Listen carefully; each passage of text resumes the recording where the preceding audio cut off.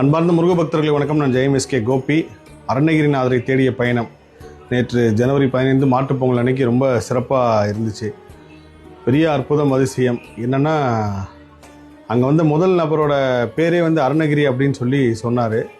நான் அந்த நேர்காணல் போகும்போதே கார்லேயே இன்டர்வியூ கொடுத்தேன். சில முக்கியமான கேள்வியெல்லாம் அவங்க நோட் பண்ணி வச்சுருந்தாங்க. நானும் சில விஷயங்கள் பதிவு பண்ணி போகும்போது நான் சொன்னேன், இந்த மாதிரி கிளி வரும் பாருங்கள் நம்ம போகிற பயணத்தில். கண்டிப்பாக அதே மாதிரி கிளி வந்துச்சு.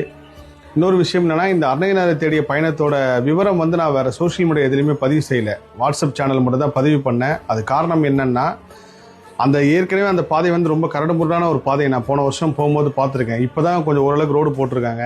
ஸோ நம்ம அங்கே வரேன்னு சொல்லியிருந்தா நிறைய முருக பக்தர்கள் வந்திருப்பாங்க. தாய்மார்கள், பெண்கள்லாம் வரப்போ அவங்களுக்கு சிரமமாயிடுன்னு சொல்லி தான் சோஷியல் மீடியாவில் பதிவு செய்யாமல் ஒரு வாட்ஸ்அப் சேனலை மட்டும் பதிவு பண்ணி லொக்கேஷன் பதிவு செஞ்சுருந்தேன்.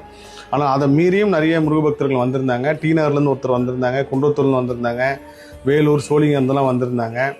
ஸோ ஏதோ ஒரு முருக சக்தி அவங்கள இந்த இடத்துக்கு ஈர்த்து வந்திருக்குன்னு நான் உணர்ந்திருக்கேன். இந்த பேட்டி விரைவில் வரும் பாருங்கள். அருணகிரிநாதரை பற்றி பல தெரியாத விஷயங்கள், அருணகிரிநாதர் தவம் பண்ண இடம், அவர் சிவனை வழிபட்ட இடம், சிவன் பூஜித்த லிங்கம், சிவனை பூஜிக்கிறதுக்காக ஒரு தீர்த்தத்தை உருவாக்கினார், அது சம்மந்தம் எல்லா காணொலியும் பதிவு பண்ணியிருக்கேன். இந்த அருணகிரிநாதரை தேடிய பயணம் இன்னும் அடுத்தடுத்து திருவண்ணாமலை, வயலூர், விராலிமலை, இது எல்லா இடத்துக்கும் போகும். கண்டிப்பாக அங்கே எல்லா முருக பக்தர்களும் சந்திப்போம். அற்புதமான ஒரு பயணம் இந்த அருணகிரிநாதரை தேடிய பயணம். விரைவில் வரும் பாருங்கள். எல்லா புகழும் முருகனுக்கே. நன்றி.